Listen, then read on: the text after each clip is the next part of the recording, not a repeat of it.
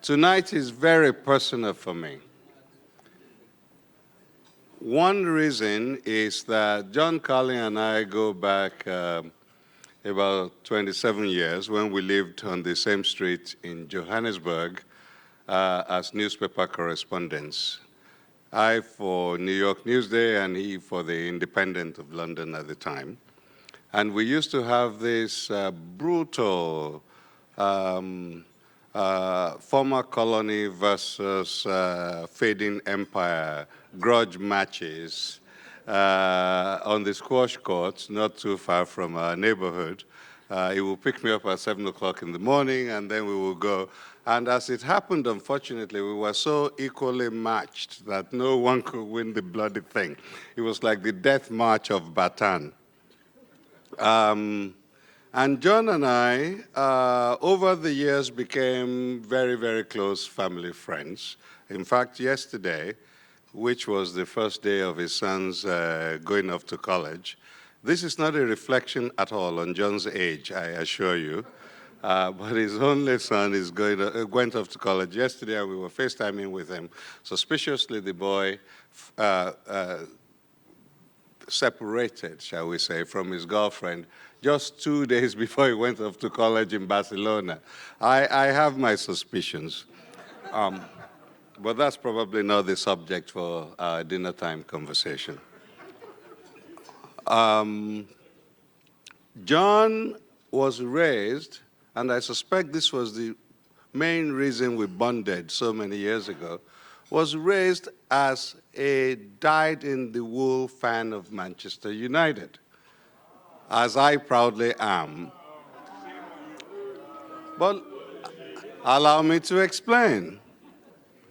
But John is a fickle friend, and as our fortunes turned in the post-Ferguson years, John sought solace in his mother's country, specifically with Barcelona, who were winning everything, a rather convenient arrangement as his son made 2 days before he went off to college.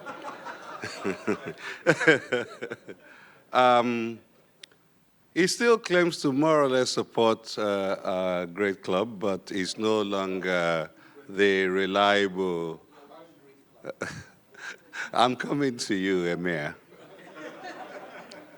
Now, I asked the Emir about 10 days or 12 days ago to consider a somewhat unusual proposition, because he is used to being the one being interviewed, but I also know him as a mad lover of football, and he and John at least have one thing in common, which is this. He is a long-suffering Arsenal fan. Unlike us, whose outbreak is of a more recent vintage, he has suffered terribly for at least 2 decades. And he has found solace, as John did, in supporting Barcelona, which makes him a fair weather friend as well. So all the Arsenal fans in the room who think they have a kindred spirit, the Emir is not a reliable partner. John, I envy John very much, because if my memory still serves, which it doesn't always do, I think John and I were in the stadium together in 1996 when South Africa, quite by the sheer force of will of Nelson Mandela's spirit, won the World Cup of rugby. This was not your best team in the world by any chance, by any definition, but as many of you will have seen the film Invictus, will have realized, Mandela basically willed them into victory. They wanted to do it for him so badly that they were either going to die or they were going to win. And so South Africa won the Rugby World Cup, which became the basis for John Carlin's book, Playing the Enemy, which then became the Clint Eastwood movie Invictus. Ladies and gentlemen, John Carlin.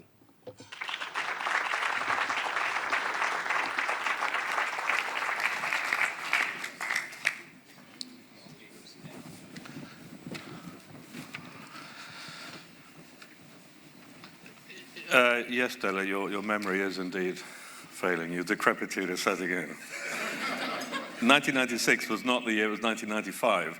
And when you mentioned 1996, I thought you were going to mention something else, which is actually another Mandela story, and actually, although perhaps not as politically significant as the Rugby World Cup of '95, in sporting terms, it was yet another example of what we call the Mandela magic. The African Cup of Nations. Now, with the greatest respect to all the assembled South Africans, there is a huge disproportion in this country between the enormous enthusiasm most of the population, or a large part of it, feels for football, and the success of the national team, which is basically crap. It's true. What can I tell you? But in 1996, the African Cup of Nations final, with about 16 teams or whatever it was played. In fact, in the film that you saw before, that was a qualifier for the African Cup of Nations, but that was in 2003. Or 4, I beg your pardon. Anyway, so the thing is this, that South Africa did extraordinarily well in that African Cup of Nations, which was particularly remarkable, given that, football or soccer was boycotted just as much as rugby and cricket and all the other sports, which was somewhat unfair given that football was the great sort of dominant religion of black South Africa, but tough. But there was no real background of international experience or anything. And South Africa, astonishingly, made it to the semi-finals against Ghana, the team that Rwanda beat in this film that we saw earlier. Now, Ghana at that point they were the titans of Africa. They were the best team in Africa by some distance. And it was even more unlikely that they would beat Ghana than that South Africa would beat New Zealand in the previous year's Rugby World Cup final. And there's this delightful story that I was told, which actually was not dissimilar to what Mandela did before the Rugby World Cup final with the Springboks team. He went into the dressing room of the South African players before the game, and he went round and shook all their hands. He knew all their names and everything else and encouraged them. And he was just about to leave the dressing room, and he turned round and he said, "My boys, I leave the country in your hands." And of course he was absolutely right, because for the next 90 minutes or whatever, Mandela was utterly irrelevant, and the whole nation was concentrated on those 11 players. And they won 3-0. Absolutely bonkers. For them, just utterly, by miles, the most astonishing result in the history of South African football. And then they got to the final against Tunisia, and for God's sake, they won. And it was clearly, as Dele was saying, this sort of Mandela spirit, because as I was saying a moment ago, ever since South Africa been absolute crap on the international stage. The minute Mandela left the picture. I remember also, shortly after Mandela came to power, there was a game at Ellis Park, soccer, between South Africa and Zambia. And Zambia were winning 2-0 at half-time, whereupon at half-time Mandela descends into the middle of the field with his helicopter, and South Africa scored 2 goals in the second half and they draw 2-2. Anyway, it's all pretty crazy stuff, but there it is. Now, this is not what I'm supposed to be talking about. Dele ambushed me just before this dinner began and said I had to give precisely this talk that I'm giving right now, but on the rather trickier question of, what is it, the art of storytelling or something. This is what my brief is, yes, exactly. And as indeed it's what I do, and I've spent the last 40-odd years, close to 40 years, doing what I describe as selling words. That's my business, and I do it in journalism, in books, in documentaries, in whatever. So long as they pay me, you hum it, I play it. But one thing that I very rarely do is reflect on what I do for a living. In fact, I prefer not to reflect on myself generally and just persist in the notion that I'm a reasonably decent human being. But since I've been put on the spot, I'm going to make 2 points. One, I'm going to try and set out what my objective is when I write, be it a story or a book, or for that matter, a documentary. And then secondly, I'm going to try and talk about something, God help me, inspiration. And thirdly, I'm going to tell you a story. It's a little bit what Neo did last night. He's talked a bit about the theory and then he put on a little performance. So that's what I'm going to do. Now, in terms of the objective, in pretty much everything I write, I'm guided by Dr. Samuel Johnson, who in the 18th century wrote the first English dictionary. And Dr. Johnson once said or wrote that the purpose of the purpose of poetry is to instruct by pleasing. And I always, practically always, take it as my mission in everything that I produce with all these words, is to instruct by pleasing. There's always going to be some element of some kind of message you want to convey, political, moral, or in some way illuminating the human condition, dare I say. But if you don't do it in a way that's pleasing, that's entertaining, that grabs the reader, then however noble the message you may be, will not get across. So I invest an awful lot of my time in thinking about how best to tell the story in a way that grabs people and entertains in the broadest sense of the word. Sometimes, I'm writing stories about terrible things that happen, for example, in Rwanda, a place which I've visited very often. And when I began as a foreign correspondent in Central America in the 1980s, I used to write for the Times of London, and I had a problem that I knew that the vast majority of my audience back in London didn't have much interest at all in, for example, the war that was going on in El Salvador. But at the same time, I was aware that there would be a kind of a core of people in England, probably at universities, who know all about it and be deeply interested. So the challenge that I faced then, and that in a way I've had in my mind also, inspired too by that quote of Dr. Johnson, the purpose of poetry is instruct by pleasing, is simultaneously to satisfy the requirements of the specialist, but at the same time elicit the interest of someone who's got bugger all prior interest in the subject or knowledge whatsoever. And I think it's a good principle to have. And for example, with this film you just saw, which forms part of a series of 6 episodes, one thing that I said to our team, we had about 180 people in total worked on the whole series, was that we must do 2 things. We must satisfy the needs of the kind of 2 billion or so hardcore football fans around the world, but we must also try and elicit the interest of the person in Oklahoma who knows nothing about football whatsoever. And if we can achieve those 2 things, these films will be terrific. And nothing gives me more joy than when someone reads something that I've written about football, or someone sees one of these films who does not have any prior interest in football, but nevertheless say they've been engaged and moved by it. And how do you do that? Well, I think we haven't got enough time to go into that, but suffice it to say that a critical thing is that you've got to get the start of, be it a book, a piece of journalism, or a film. The start has really got to grab you, and simultaneously grab you and in some way set out the broad theme of what you're seeking to do. And once you've grabbed the reader by the throat at the beginning, you've got to drag them all the way through to the end, and you've got to maintain the tension. So for example, with this film that we saw earlier, I must have seen 20,000 different cuts of it. For the initial process, the first rough cut, which was actually a bloody mess, and I told the director as much, and luckily he agreed with me. But all the different, and it's like a process in this, particularly with a film, to some degree with a book, it's like a process of distillation. You just distill and distill till eventually you get to gold. It's a difficult thing, very difficult thing indeed. And the critical thing is to maintain the tension, the tightness all the time. So when we saw the rough cuts, the first edit, second edit, 5th edit, 10th edit, I would always be alert to a moment when the story in some way flagged. And there we had to just nip in and maintain that tension. Like I said, I was going to try and address the question of where you get inspiration. And even though I'm not, far, far, far from being a great writer or a great novelist, nevertheless, I do need inspiration too, even in regular pieces of journalism that I do. And I'm reminded of a person I went to interview once, was the writer V.S. Naipaul, Nobel Prize-winning writer born in Trinidad who moved to the empire and became more English than the English.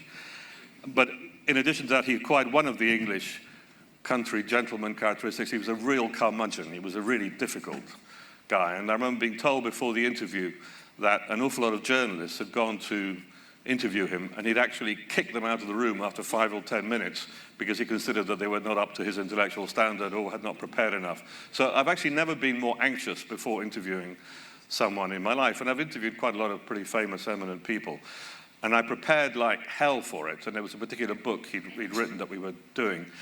And we got talking about how you begin a book. And he told me that he agonized like hell over it because it was just so critical, coming back to what I was saying before. It's you've got to grab the reader, you've got to somehow set out the theme. It's like the sort of the opening note of or a piece of music. If that opening note, correct me if I'm wrong now, but if the opening note is not quite right, then everything else is not going to fall into place. But if you get the right note at the beginning, the likelihood is that it's going to flow. And he told me he often spent months thinking about just the first line of one of his books. And I drew his attention to an essay by Joseph Conrad, the Polish writer who ended up writing in English, in which he talks about the art of writing. And it was a good thing that I did this, because even though he thought he knew quite a lot about Joseph Conrad, he didn't know about this. So this actually assured that I wasn't kicked out of the room. And one of the things that Conrad says in this fantastic essay, well, he said, I remember it begins by saying, a work that aspires, however humbly, to the condition of art must carry its justification in every line. Which is another way of saying what I was just saying now. You've got to maintain that tension, that tautness. But there's another moment in this 3.5-page essay of Conrad's when he talks about inspiration. And Conrad says, if you are deserving and fortunate, you will come across the terms of your writing, of your book, of your inspiration. And I ran that by him, deserving and fortunate, and Viet Naipaul loved that. Because, you know, even in, like I say, my far, far humbler terrain of maybe just even writing a newspaper article, I spend so much time, such a disproportionate amount of my time, thinking about the beginning, about the lead of the story. And I think and think and think and think. And then suddenly it seems like magically it's come out of the sky. And I put this to Naipaul, and he said, yes, exactly. I think and think and think and think. And it feels like it's fortunate, but actually it's deserving. It's a function of your brain churning and churning and churning. And then suddenly, it'll just seem like it's come down from heaven, but it's actually a function of that. And so everything that I write, I spend an awful lot of time just churning over all these things, and everything that I've done and all the people I've spoken to and all the details I've noted in my little notebook to try and find that critical moment of inspiration, which, you know, like Einstein said, inspiration is 99% perspiration. Well, the same principle applies, I think, to writing. I will now get away from the abstract theory, and I'll just tell you a story, which I just went outside after Dele ambushed me with me having to give this talk now, and I thought, what am I going to talk about? And he suggested I should talk about Playing the Enemy, the book on which the film Invictus was made. But then I suddenly remembered something else, which came to me because I was thinking about it. And I'm going to tell you the story, which I think you know, Dele, but it's about how my book, Playing the Enemy, became the film Invictus, which confirms one of my definitely deeply held theories in life, that try as we may to control our lives, our destinies, we are so much also a function of circumstances. Now, what happened was that when the 1995 Rugby World Cup final happened in Johannesburg, I thought I was beholding one of the great transcendental political moments of my life, you know, far, far more than a game of rugby. And that idea stayed in my mind for quite a long time, and then I did a documentary, a 2-hour documentary for PBS in the US about America on Mandela, which was a fantastic thing to have done because I learned so much. I interviewed so many people, actually, many of whom have now died, who knew Mandela intimately. I got a huge wealth of material on him. And we did this documentary. We included, right at the end, the Rugby World Cup final. It was only afterwards that I thought, oh my God, we missed a trick. We did a sort of pretty straightforward, chronological 2-hour biography of Mandela, and I thought we actually should have built it around that game. And so I thought, well, it's too late to do the documentary now, so I should do a book about it. So I had this idea of doing a book, and it stewed in my mind for a while. But one thing I had to do I felt, was to get Mandela's blessing for it. And I went to visit Mandela at his home in Houghton in Johannesburg and to do my pitch. And I felt that if he did not give the book his blessing, I couldn't do it. And I've been thinking about doing this book for some years now. So it was quite a tense moment for me. And so I sat down, and he was sitting to my left, and I began to talk, to do my pitch. And I was just sort of rambling on, going on. And the punchline was only going to come at the end. I was just building up, trying to sell him this idea. And something happened that was actually quite common with Mandela, quite disconcerting. He would just sort of turn to stone. He would just not move. And his face was like a statue or a sphinx. And there you are blabbing away, and you have this terribly disconcerting sense that he's, maybe not paying attention at all, and he's off thinking about something far, far more significant. And I talked for about 10 minutes, and I finally came to the punchline, and I said, and it's going to be about the rugby, and suddenly his face lit up. He said, World Cup final. I know exactly the book you want to do, John. You have my blessing. I will help you all I can, which for me was the nearest equivalent I've come in my life to scoring the winning goal in a World Cup final. I mean, that was really a great moment. This became Invictus. I then wrote, I must, okay, orders. I wrote a proposal, was what you always do with a non-fiction book, a sort of 10-page proposal of the book, the kind of book I had in mind. And I sent it to my agent who's in New York, and she peddled it around publishers in New York. And luckily we had 3 or 4 people who were interested, and we found a publisher that we liked, and we got a pretty decent financial deal. And, I was happy as could be. Then my agent, who's American, who's a New Yorker, phoned me and said, what do you think, John, if we send this proposal to Hollywood? To which my reaction was, oh God, these bloody Americans, all this can-do optimism. Okay, I said, all right, whatever, but just whatever you like. Anyway, she sent this proposal of mine, which is designed for a book, to Hollywood. This was in February of 2006. Nothing happened. Actually, there was a few nibbles, but nothing really happened. And then in May or June 2006, I was asked by a newspaper I was writing for to do a story about poverty in the deep American South in the wake of the disaster of Hurricane Katrina in New Orleans. So I thought I should find one town to focus it on, and I soon discovered that there's a hell of a lot of towns where you can do poverty in the deep American South. And I spent a couple of weeks thinking what should be the town.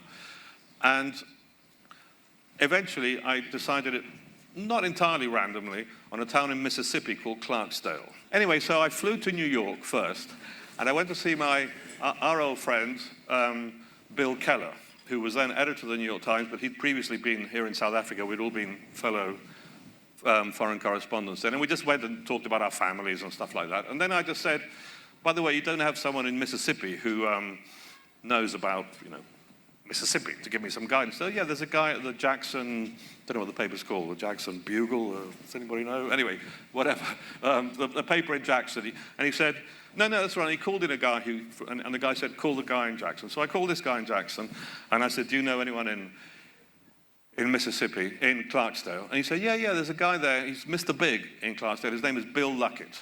And he knows everybody there, and he'll sort you out. I thought, fantastic. Anyway, so I flew. This is where the sort of the circumstances and chance, random factors in life part of all this comes in. I remember I flew first to Detroit, and the plane was incredibly late, leaving LaGuardia Airport in New York.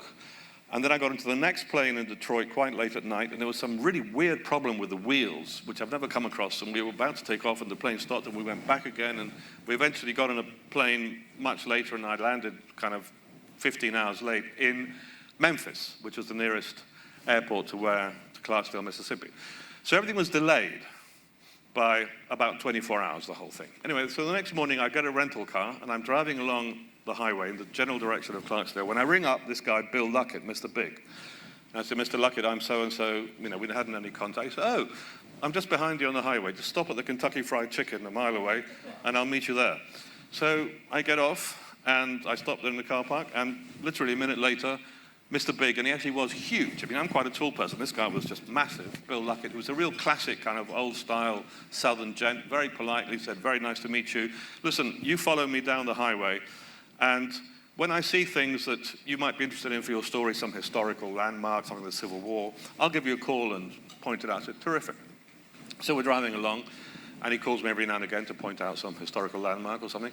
On about the 4th or 5th call, he says, by the way, the actor Morgan Freeman is going to be coming to Clarksdale today. So maybe you'd like to meet him. So I wasn't making any connections. I just thought, cool, you know, I'm going to go and shake hands with Morgan Freeman and say how much I like Shawshank Redemption and your movies and whatever. Just the usual kind of stuff that you do when you have a chance to meet someone, you know, significant and famous. And that was it. So sure enough, just before we got to Clarksdale, Mr. Big turns off the highway, go down a kind of dirt road to a little tiny airport. There's a silver plane out of which steps Morgan Freeman. Morgan Freeman is actually a pilot. He has his own plane, but he actually pilots his own plane. And he gets off, and Bill Luckett introduces me, and I just say, you know, Mr. Freeman, it's a great honor. You know, the usual stuff, I love your movies. And he's kind of bored out of his mind, yet another, you know, person wanting to shake hands. Yeah, wank, thank you. Anyway, so that was it. And then I went off. That was the end of my encounter with Morgan Freeman. Went off with Bill Luckett, who was terrific. He set me up with a little apartment. He then took me to lunch to this restaurant he owned, and he gave me the names of the nuns and the soup kitchen and some people in the prison. So he just kind of laid my story on a plate for me. It's fantastic. So after lunch, I went off and did the soup kitchens and the nuns and what have you. And then Bill Luckett came around at about 6 in the evening, and he picked me up in his car. He said, we're going to go out. And I go into his car, the passenger seat, and behind is Morgan Freeman, who's reading a newspaper. And Morgan Freeman was very much as I kind of expected him to be, a rather kind of laconic, dry sort of fellow. And he acknowledged my presence by sort of turning around and said, oh, good afternoon, by sort of raising an eyebrow, and he carried on reading his paper. Okay. So we drive around Clarksdale, and Mr. Big points out to me all the buildings he owns, practically the whole of Clarksdale. We go to this amazing, vast, sort of classic cotton era type mansion where he lives. And we go in, the three of us. Freeman hasn't said a word to me now, yet. And we sit down in the lounge of Mr. Luckett, who goes to the, and I remember this with absolute clarity, who goes into the kitchen, goes to the fridge, to pick up a bottle of Californian Sauvignon Blanc. I remember that detail too. And while Bill Luckett is in the kitchen, I'm left alone with Morgan Freeman, who's just clearly an awkward customer. And suddenly, I had my moment of inspiration. The little light shone, and I said, Mr. Freeman, this is your lucky day, I've got a movie for you. That's exactly what I said. And he looked at me with a little bit more interest than he had done, you know, before. He didn't raise one eyebrow, he raised two. And he said, oh, really? What might this be about? And I thought, I better just cut to the chase for this guy. So I just said, it's about an event that defines the essence of Mandela's genius and the essence of the South African miracle. And he said, oh, you mean the rugby game? I nearly fell over. I mean, I said, Mr. Freeman, how can it possibly be that on such slender information you... And then he starts talking and saying, no, well, actually, I've been wanting to play the role of Mandela and make a Mandela film for years, and I actually bought the rights, the film rights to Mandela's autobiography, A Long Walk to Freedom, and we've had about half a dozen screenwriters trying to condense this great big, vast story into a sort of manageable drama film, and we haven't been able to do so. I said, okay, well, this is all very interesting, Mr. Freeman, but I repeat the question. How did you make the connection between those few words I gave you and the rugby game? Oh, he said, I've read what I now understand to be your book proposal. And so my New York agent, God bless him, my skepticism was highly misplaced.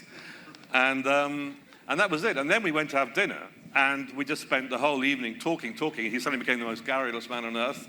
And to cut a long story short, which Dele wants me to cut short right this minute, within a very short time, I'd made a deal with Morgan Freeman's production company, and within a very short time, Clint Eastwood said he was going to make the film, and here we are. Thank you.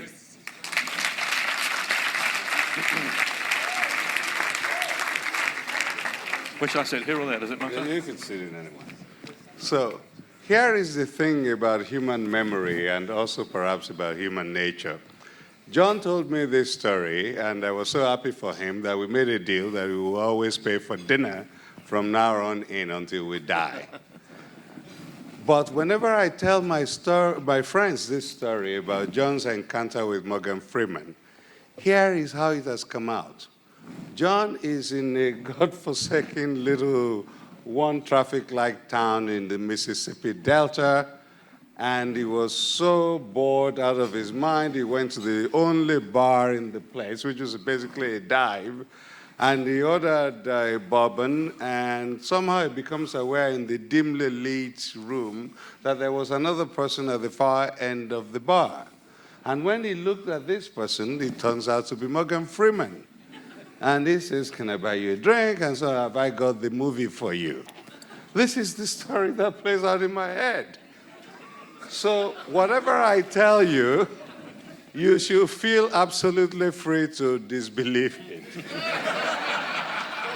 And on that note, I ask the Emir to please join Carlin on the stage.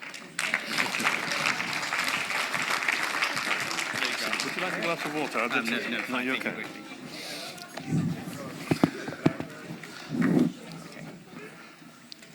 Okay, good evening, everyone. We've just had a very, very interesting conversation on that table with Anne. NBC. And I'm not going to reveal the details.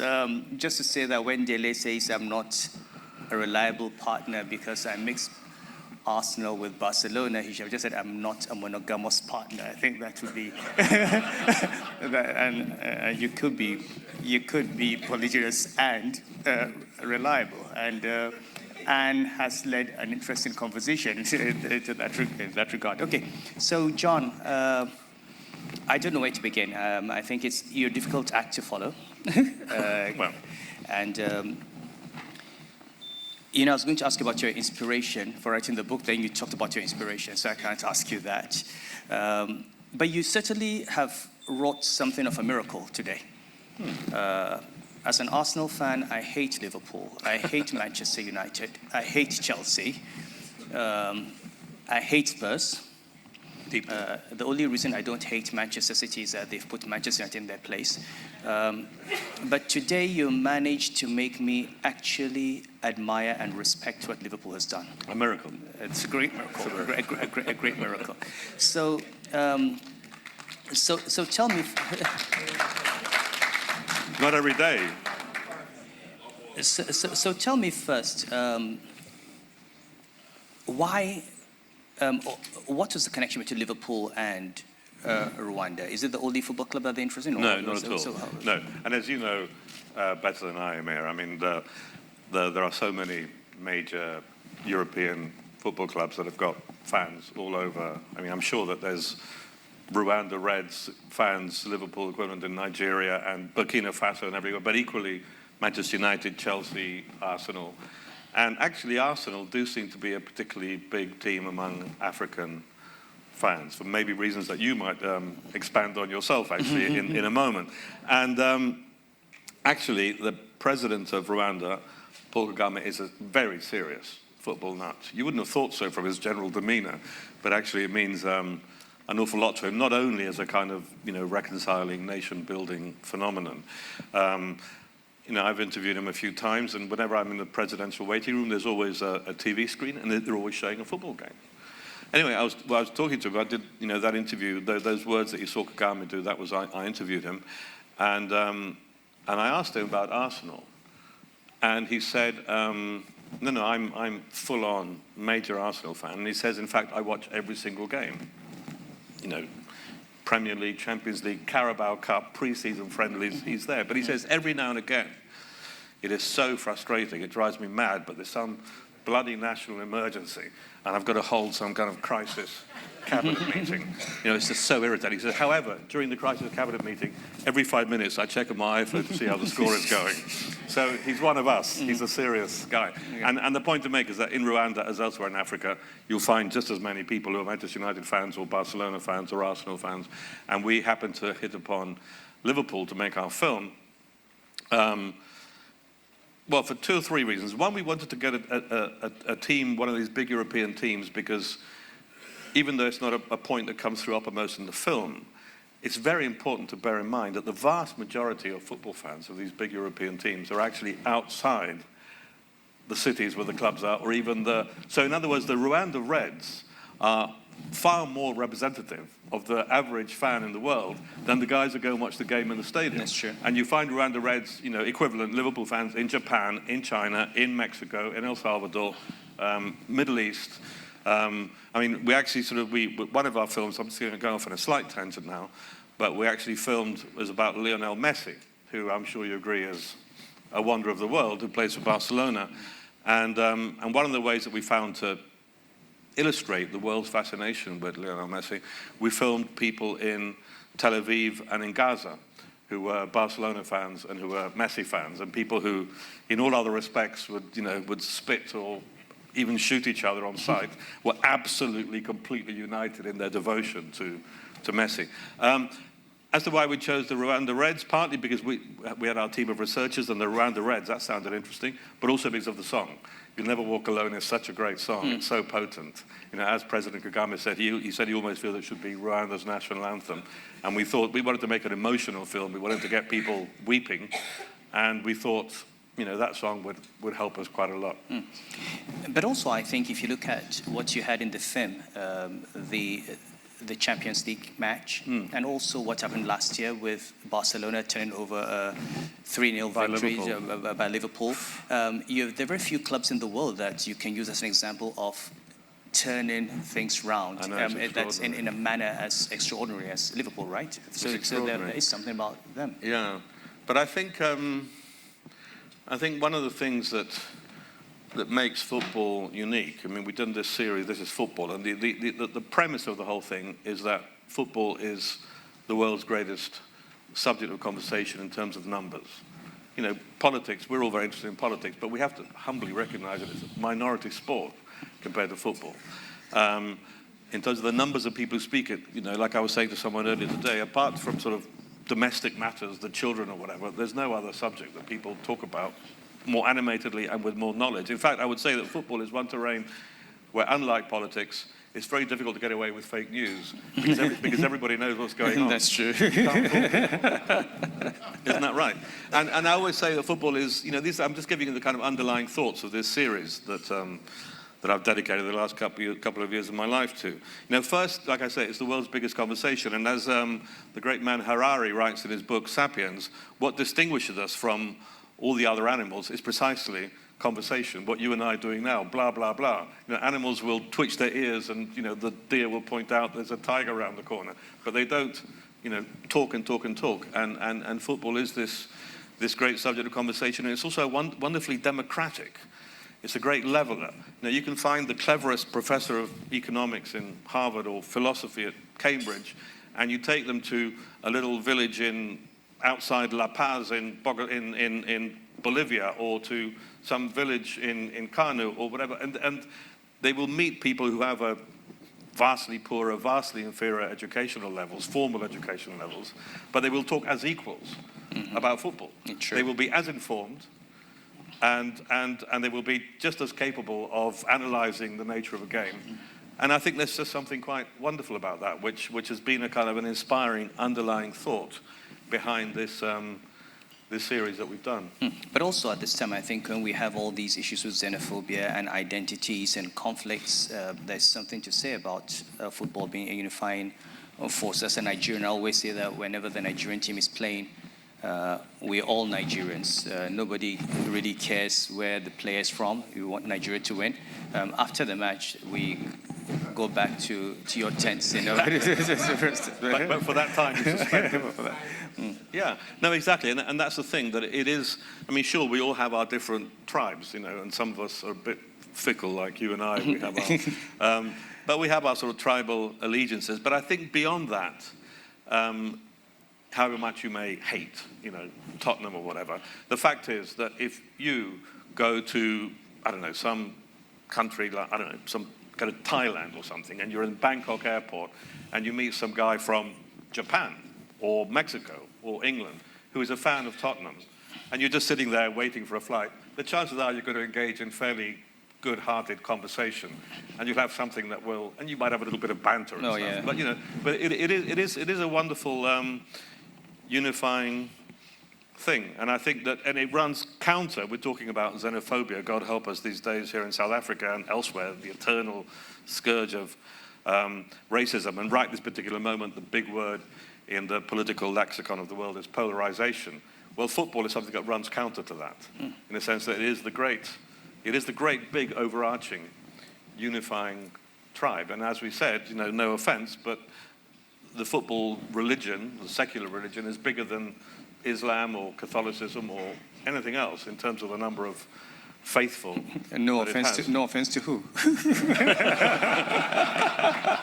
But let me ask you, can I ask you a question, please? I mean, you are, I think all of us were immensely impressed by the talk you gave us the other night. Was it Tuesday night, Monday night? I'm losing track of time.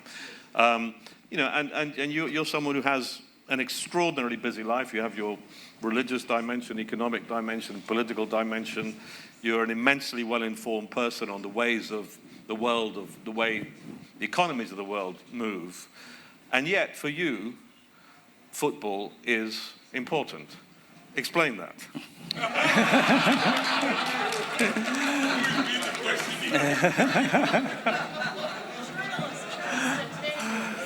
Well, settle down, everybody, please.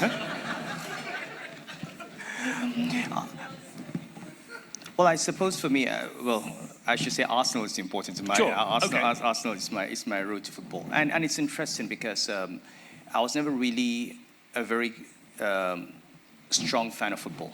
My first, it's funny, I first got interested in football when I was in the Sudan because I took off time when I was in banking. And How old were you? I was in my 30s.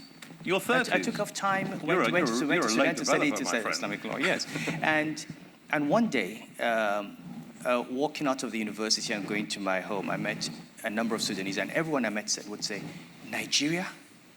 Say, Okocha.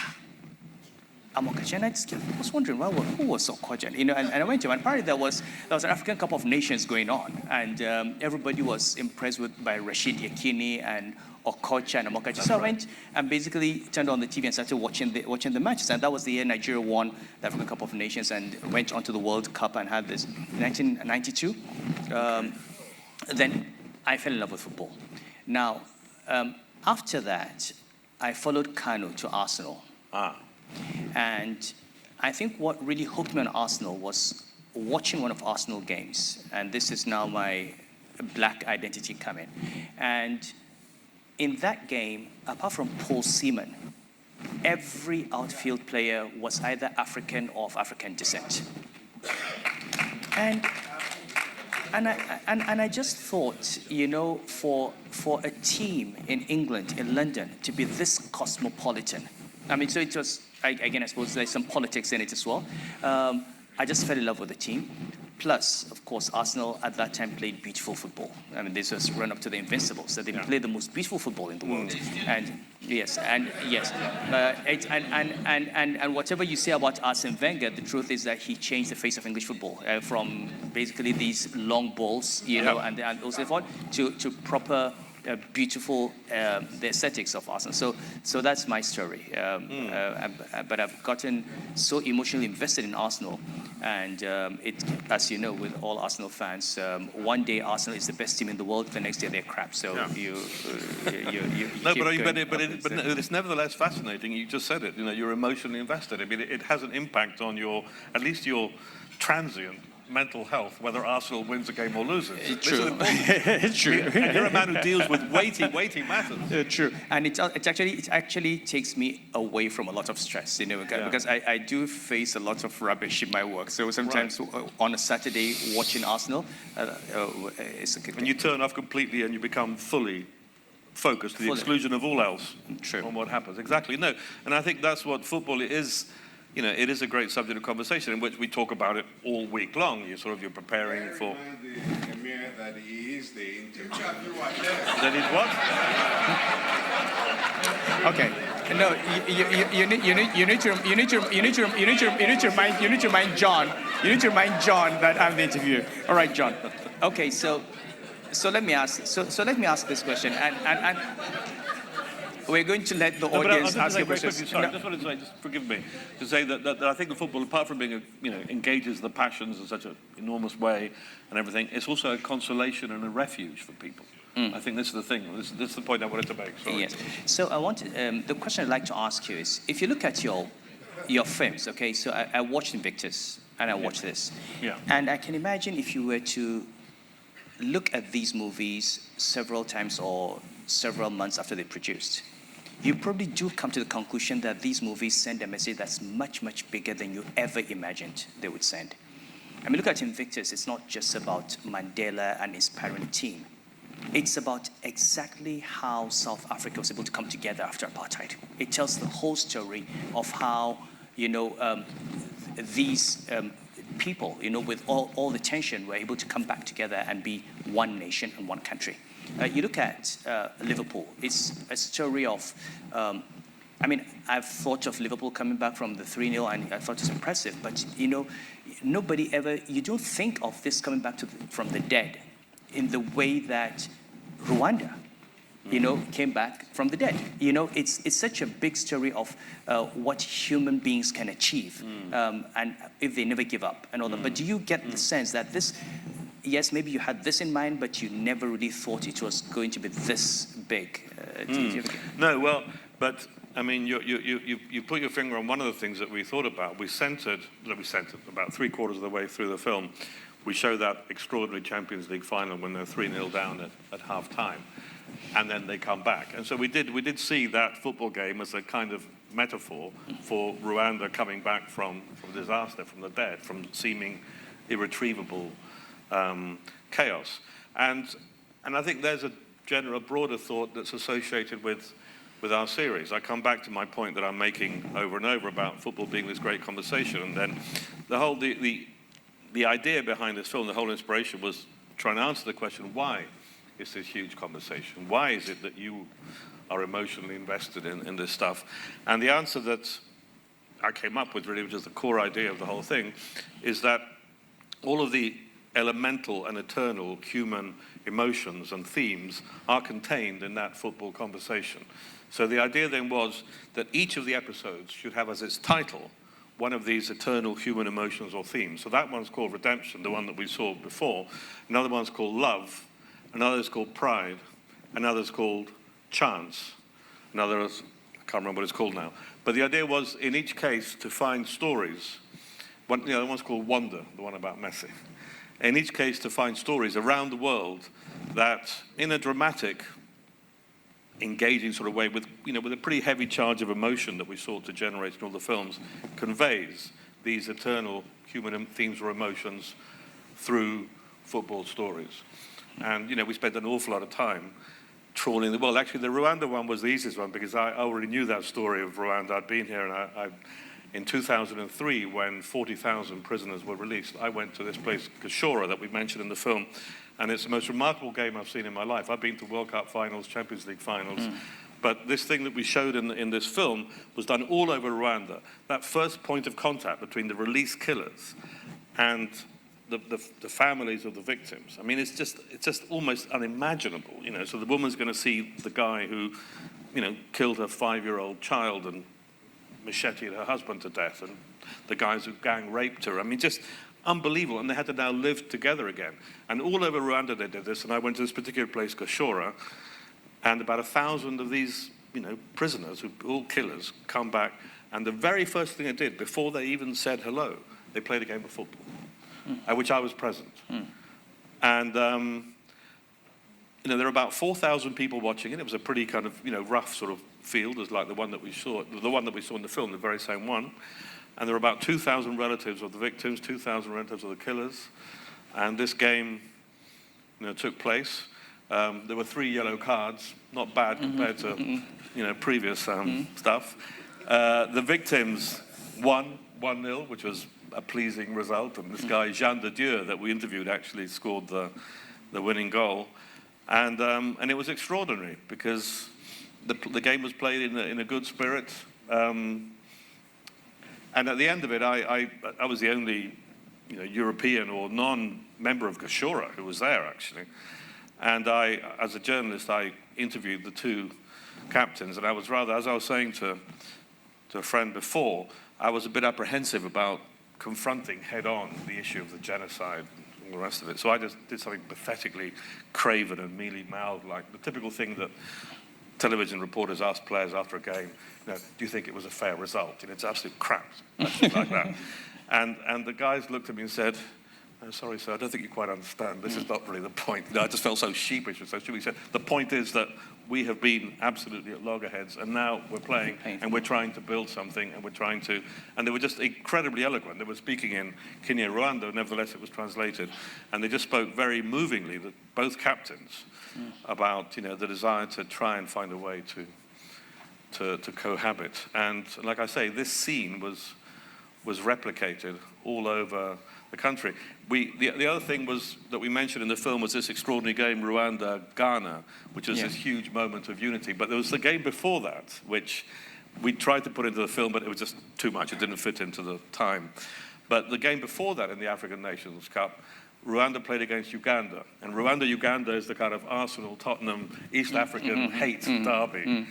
And they played in Kampala, and Uganda always beat Rwanda, little guys. And the whole country, this is now, again, it was very important game. It was just at that time of maximum tension when all the prisoners, 40,000, were coming back into the villages. It was Hutus and Tutsis in the team. The captain of the team was a Hutu whose brother was wanted by Interpol as one of the main instigators of the genocide. And amazingly, Rwanda won 1-0. And the team arrived back at Kigali airport at about midnight. And, in a country like Rwanda, people tend to go to bed with the sun, but no, there were about 80,000 people at Kigali airport to meet, Hutus and Tutsis and the whole thing. Kagame was only said, right, we're all going to repair now to the National Stadium. At 2 in the morning, there's 50,000 people in the National Stadium going absolutely bonkers, celebrating this event. Anyway. Shall we open the floor? Yes, Jackie. Yeah.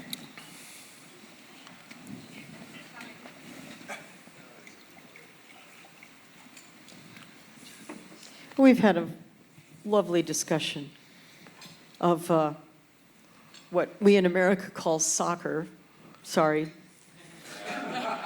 But you've not mentioned the team that, if you want to root for winners, has won every World Cup they've been in. God bless America. Every U.S. Olympics they've been in. Women's soccer from the United States of America. Sit down. And may I just say one name? Megan Rapinoe.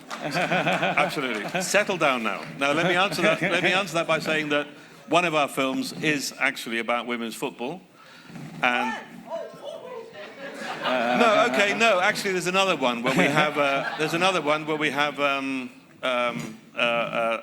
An Indian women's team too, actually. But there's one that centers on the American World Cup team and the Japanese World Cup team, and the two are sort of in contrast. And it's I think it's a terrific film. We showed it actually, and we had the premiere in Seattle about a month ago.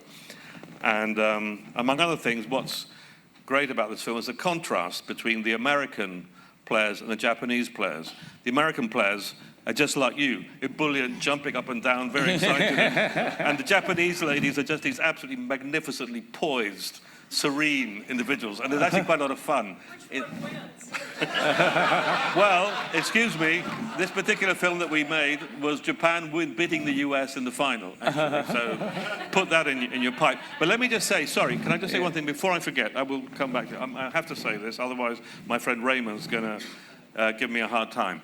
One of our films, a film called Love, is actually just about people, how much they love playing the game, not just being crazy fans, which is kind of what we're talking about, just playing. The number of people who actually have played football, have kicked the ball at some point in their lives, really has to run into the billions. And we found 4 stories which we intercut. It's a difficult thing to do. And we did one on blind football, which is an amazing thing. There's a blind football World Cup. Have you ever seen this? No. Amazing. Absolutely amazing. If you do yourself a favor afterwards, go to YouTube, put in Blind World Cup, watch them play. You will not imagine they are blind. It's quite extraordinary. And we did. They played the Blind World Cup in Madrid last year. We went to film that. How do they find the ball? Precisely. What they do, the ball has got these kind of bells in it. They hear it. They hear the ball. The place may be full of fans, but the fans are all going to keep quiet, except when a goal is scored, so they can hear the bell. The goalkeepers see. The goalkeepers are sighted. So the goalkeepers not only see, because otherwise it would just be ridiculous. Too ridiculous. The goalkeepers see, and they also shout instructions to the players. Look out, there's a guy behind you. And we centered that. It's the only film we did that was really sort of about some English people. It was on the blind England World Cup team. Amazingly enough, the blind World Cup is always won by Brazil. Brazil always are just best with, when you're blind or deaf or whatever. Brazil's always wins. Amazing thing. But it was very, very moving, and just how important it was, how much these guys loved the game. We did one about this extraordinary guy in China who, they live in can't remember the name of the city, one of these cities of 50 million people, but you've never heard of, which is a complete concrete jungle, and these guys love playing football. He was a former army sergeant, and so at the top of a tall building, he and his buddies built a football pitch with artificial grass. They did netting all over it so the ball wouldn't fall sort of 40 floors down. You'd have to go get it every time the ball went out. Right. And these guys were just these absolute crazy Chinese fans. And we went to India, and we went to this village. We found this absolutely delicious, delightful girl who was about 15 or 16, whose dream is to play for the Indian national team.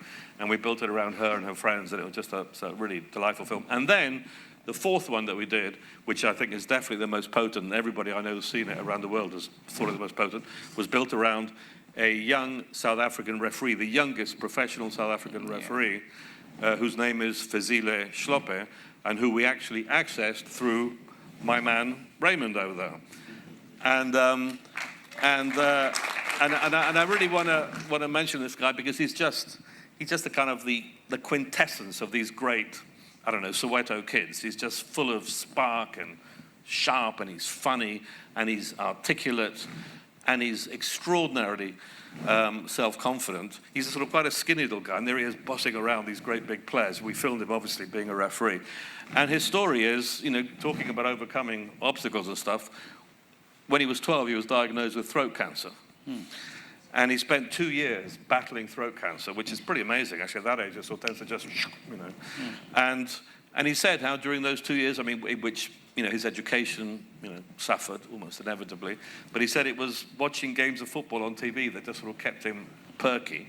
And when he finally recovered, thank God, age about 14, he was just a bit too skinny and a bit too not strong enough to play. But he said, okay, so I'm going to become a referee. And he's got this lovely line in the film when he says, we referees, we love football more than anybody else. And of course he's right, because they take so much grief, they take so much crap from people, and yet they're absolutely indispensable. Without a referee, it's all over, So he's right. The referees, actually, who we give such a hard time, they actually, they're the ones who really love the game. And, we organised for Fezile afterwards, nothing to do with our film, to go to Wales, and he was actually a referee in the Homeless World Cup in Wales. But we had a great time. If you want to hear more about that, ask Raymond. And I just want to make a point for any South African people of influence in this room that Fezile, just believe me, it's just this fantastic guy. How old is he, 18, 19? 20, okay. Well, that actually looks about 15, doesn't he? He's quite a skin. I think the throat cancer sort of, diminishes. And he's just, he's kind of fallen down to earth a bit after being, now kind of world famous with this film, and going to Wales, which just blew his mind. And he's just having a bit of a difficult time. And he's just someone, I went to one of the talks on the future of work today, and they were saying how if you can get 1 person out of 10, one young person to succeed, that's a great example to everybody else.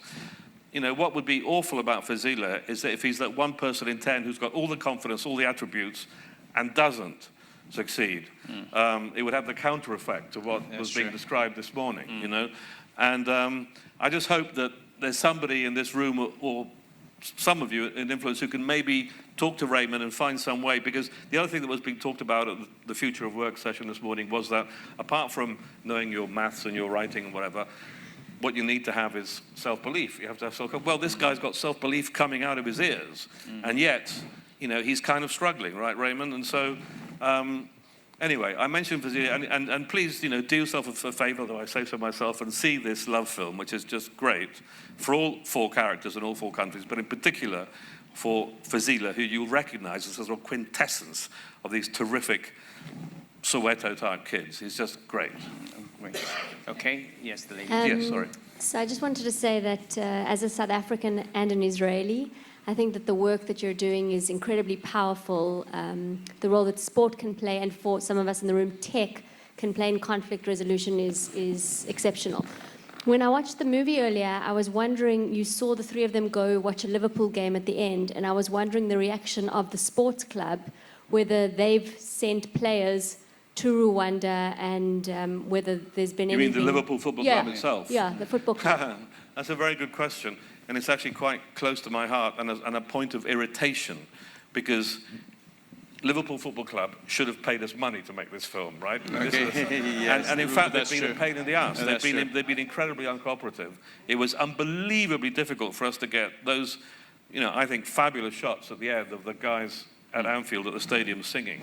I mean, it seemed as if we weren't going to pull it off. These guys had gone all the way there and they were going to deny us. And all the way through, they actually have been really limp about promoting this film and engaging people with it. So the answer is no, absolutely bugger all. Huh? You should have gone to Arsenal. Well, there you go. Yeah. No, you're probably right, actually. You're probably right. All right, we seem to. Can I have a gentleman once Kadire before Kadire? Is that Jimmy? Oh, is it? Okay. Yes, please. I didn't know much about John prior to tonight, so I must confess. But the little I've heard about him and the introduction he made about him not wanting to speak about himself got me thinking about another great poet that I admire, William Shakespeare. For all the novels and the films he wrote, Shakespeare, Julius Caesar, Twelfth Night, he never wrote anything about himself until the movie All Is True. I don't know if you saw the movie. Sorry, who didn't write? Shakespeare, nothing about himself. Okay. No autobiography, no record about himself until All Is True that was done after he was gone. Would you follow the same path or do something different? Thank you. No, but actually, I'm glad you mentioned. Can I just touch on the short answer is no, but on Shakespeare. I mean, I am a huge fan of Shakespeare. I devour Shakespeare, and I do know quite a lot about Shakespeare. And in fact, when we were making this series, I was thinking sort of in Shakespearean terms. Shakespeare covered that whole range of emotions, and so he's quite Platonic, isn't he? In most of what he does. It's quite what? Platonic. Platonic. Yeah. In terms of those ideals, the feelings. I mean, yes. when you think of Romeo and Juliet, it's love in the ideal. Othello is jealousy in the ideal. Exactly. It's like he has this ideal, and then he writes right. and then he gets the pure yes. essence of it. Exactly. Yes. And so, in a humble little way, I've been trying through football to achieve something dimly approaching. So I'll have Kateria and then there. Yes. So Dele spoke a little. Get the microphone. Dele spoke a little about the two of you playing squash like 30 years ago or something. But I'm just wondering, do you actually play any sports at all? And are you any good at them? It's a backhanded comment. She's talking about the size of your belly, I think. No.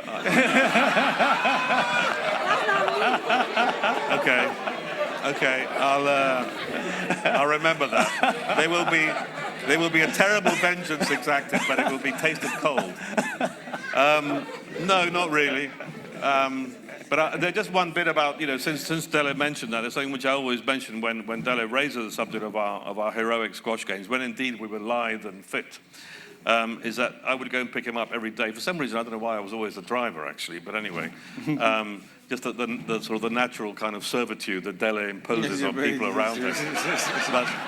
But I would always go at about 6:45 to pick him up, and the spectacle of Dele at 6:45 in the morning emerging from his house is one of the most pathetic and decrepit and sad things. I always have this image of a fumigated cockroach as what comes to mind. The person that emerged from the room, and somehow he then sort of transformed himself into this titan on the squash field, who actually, if truth be told, normally beat me narrowly, actually, in all humility, I must confess. Anyway, so that's... Thank you. I hope I'm not going to spoil the jolly mood, but in your travels around the world in terms of soccer, filming stories about soccer, do you deal with the racism in soccer at all? Well, No, is the short answer, in the sense that, our ambition in this 6-part series was to do a kind of celebration of football. There are those, and I'd be interested in your views on this too. There are those who say, though, that football actually, rather than being a unifying thing, brings out sort of antagonisms and violence and what have you. Well, I'm not precisely addressing your question, but I will in a second. But the thing is, this religion that I call football has been around for 150 years, and by God, it has claimed a hell of a lot more victims than any other religion that I'm aware of. So that's just one thought to bear in mind. And in terms of the racism, listen, number one, I'm afraid I am a person who thinks that racism is always with us and always will be with us, and xenophobia, and the best you can do is just nibble away at it and diminish it. And actually, in my lifetime, I would say there's probably been, certain improvements, but there's always going to be these tribal feelings, and it doesn't have to be necessarily black or white or whatever, as we know very well from what's going on in Johannesburg right now or Rwanda. It's just these tribal things we just divide into our different little groups, and off we go, going after each other. Now, it is true that there are some cases of crass, visible, audible racism, which have had a certain amount of press attention over time, and recently Romelu Lukaku at Inter Milan has been getting sort of nasty racist jeers from the sort of barbaric sectors of the crowd. And, and that's true, but A, it is much less than it used to be, and B, it is, this is the kind of thing that politicians say to wriggle out of stuff, but I think it's true. I think we're talking about a pretty stupid minority. And I think actually what I would highlight, the bigger picture, is that actually football is an extraordinarily racism-free zone. And you'll see these, in England, in Spain, and whatever, people don't give a damn whether the player in their team belongs to their same race or nation or religion or whatever. So as long as that player is good, you said that you started off with Arsenal, a certain kinship with the African Nigerian players. But the fact is that since then, there have been fewer, it goes up and down, and then you'll have had Dennis Bergkamp from Holland was no doubt your hero too. Yeah. And so actually, one thing that I always find... I'm sorry? Mark Overmars. Mark Overmars, and on it goes. And I think that overall, if you watch a football game, you'll see that it's a fantastic, especially the top games. Now, it's a fantastic sort of melting pot of the world in which all the races are represented. And, certainly, if I'm a Barcelona fan, which I am now, chiefly, I mean, to me, it's completely irrelevant as it is to the vast majority of Barcelona fans. No, What do you think? It's more interesting. There was an interesting thing with the World Cup. When was this? When France won the World Cup? It's actually won an election for the government at that time, because the right wing in France had moved on about anti-immigration and so on, and then France won the World Cup with all these children of immigrants, and that was the argument. That was a classic political argument that they won us the World Cup. They're part of us. But what would be your answer to the lady's question? Well, I think that the racism in football is, well, it's less than what you find in general society. I think it's a reflection of what happens in society in general. Look at Donald Trump. I mean, it's you have, unfortunately, in Europe now, a rise of right-wing politics, right-wing parties, xenophobia, anti-immigrant attitudes, and football fans are a reflection of the wider society. But I mean, as John said, I would say among football fans, it seems to be proportionally much lower than, in fact, you would find in general society. That's my view. Yeah. Dele would like us to round up. I'll just say that I confess I have this great misfortune of having my first son who's a Chelsea fan, and I have never understood how I could have sired such. But I'd like to thank John. I think this has been an extremely enlightening and enriching conversation. A wonderful movie. Congratulations on the great work you're doing, and we look forward to seeing the other parts of the movie. Well, thank you. It's been a huge honor and a pleasure to be chatting with you up here on stage. Thank you. Thank you both. Thank you very much. Thank you. Emir, thank you very much. John? Thank you very much. John forgot one important story about V.S. Naipaul. And V.S. Naipaul, who is a very disagreeable human being, albeit a fantastically talented one, quite contrary to expectation, wanted John to stay on longer. But John made his excuses and fled V.S. Naipaul's home because he had to go to Old Trafford to go see a football match of Manchester United. So there you have it. Football is powerful. Thank you, John.